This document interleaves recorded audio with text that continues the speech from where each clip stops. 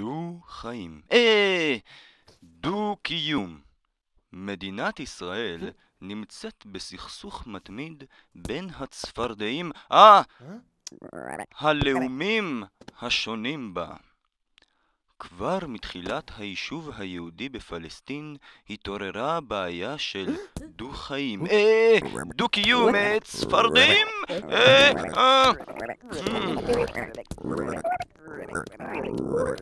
במדינת ישראל יש בעיה.